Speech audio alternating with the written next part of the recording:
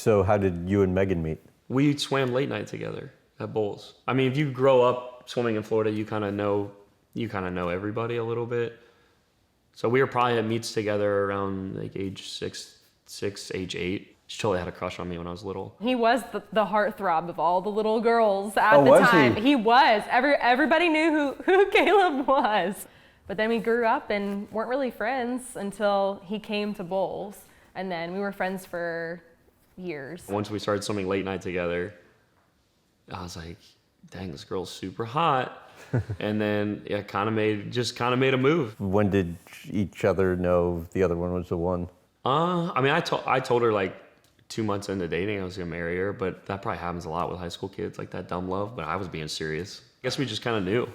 Yeah, she's only my 3rd girlfriend. I really didn't have too many girlfriends. This happened super organically. We were friends, and slowly, like, I was going through kind of a hard time and leaned on him as a friend, and it just kind of turned into something more. In what ways did he help you get through your hard time? He just really helped me understand and see my value in who I am for no other reason other than me being me.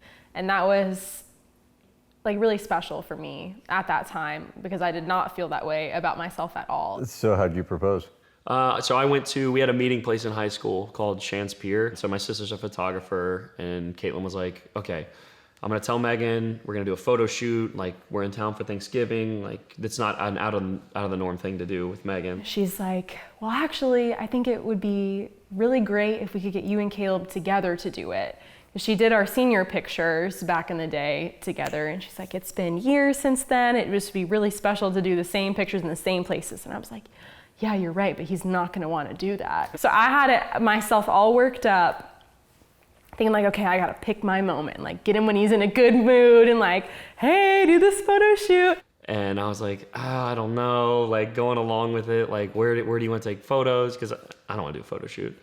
And then I was like, okay, sure, like we'll just make it quick. And in my head, I was like, that was so easy. Like that should have been way harder, but I'm gonna roll with it. He convinced me it was all my idea without knowing what was happening at all. We had everything, this whole thing planned out. We started downtown Green Cove, and then we went to the pier, get some more shots. Had the like timing perfect to where the lighting was gonna be exactly where we wanted. And then just kind of gave Caitlin the like signal of like, okay, I'm about to do this. And then he like gave me a push forward and I turned around to be like, why'd you push me? And I turned around and he's on the ground. And I thought he fell at first. And the first thing out of my mouth was, you're kidding me. I've never been more surprised in my life. And I'm a pretty intuitive person, so to act like fully surprise me is a hard thing to do. And he pulled it off. Ben said, I need to ask you about your crying. Like crying? Yeah. He said Caeleb's the emotional type. He goes, and it's not just crying. It turns, his words, he said, it turns ugly crying. He's talking about the wedding. He's talking about his wedding picture. He's probably trying to make fun of me because we both have pictures of us at the altar of when Meghan's walking down the aisle and then his wife Paige is walking down, and we both look terrible. Probably for the sake of this interview, I just probably give you both the ugly cry faces, and then you can determine whose was worse. He looks like a fish, and I just look like bad. He's a very tenderhearted man, and I love that about him. I think that's pretty rare to find in these days, but he's not afraid to wear his heart on his sleeve. Coming from marriage and family therapy background, emotions are my bread and butter. Like, I love that. Examples of that would be what?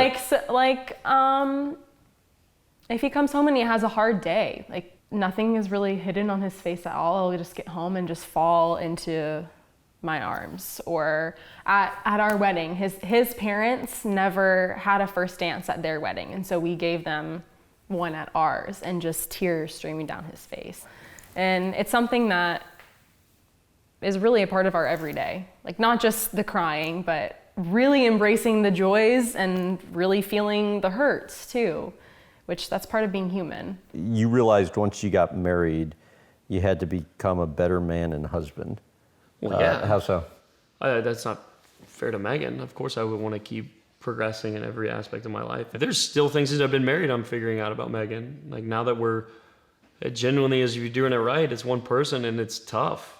It's really hard. I guess no one really prepared me for that. It's worth it, but I think she's learned things about me that she didn't know before, of how I work and operate, of how sometimes don't touch me. I love you so much, but don't touch me. And like sometimes I don't want to talk about anything. Like, don't touch me and don't talk to me.